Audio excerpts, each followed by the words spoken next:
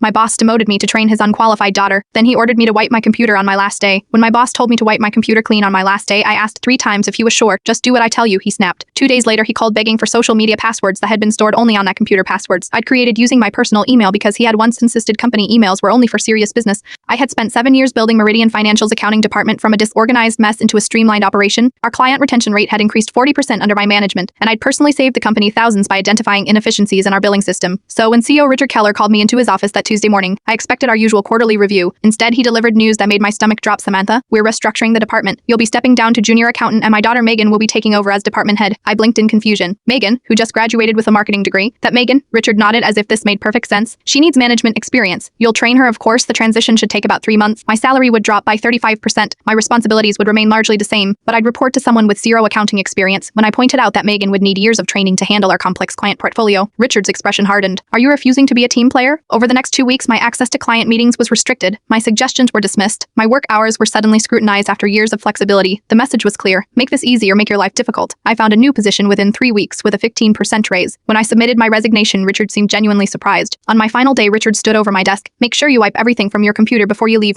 Factory reset? I hesitated. Are you sure? There are a lot of templates and processes I've developed that aren't backed up anywhere else. Just do what I tell you, he snapped. I shrugged and proceeded with the factory reset while he watched. What Richard had forgotten was that 3 years earlier, when the company finally decided to establish social media accounts, he had declared it not important enough to use company emails, just set them up with whatever NNA's thing. So I'd used my personal email for the company's Facebook, Instagram, and Twitter and Christian accounts that had since grown to over 40,000 combined followers. 4 days after my departure, I received a frantic call from Richard. Samantha, we need the relata information for the social media accounts immediately. Megan has an important promotion to post. Those credentials were stored on my work computer, I replied calmly. The computer you watched me wipe clean? Silence then. Can't you just reset the passwords using your email? I could, but as I am no longer an employee, that would be inappropriate access to company assets, wouldn't it? I suggested backing up that information before wiping the computer. If you recall, 2 months later, I heard from former colleagues that Megan had been quietly moved to a special projects role, and they'd hired an experienced accountant at an even higher salary than I'd been making. Sometimes the best revenge isn't something you do. It's simply allowing people to experience the natural consequences of their own decisions.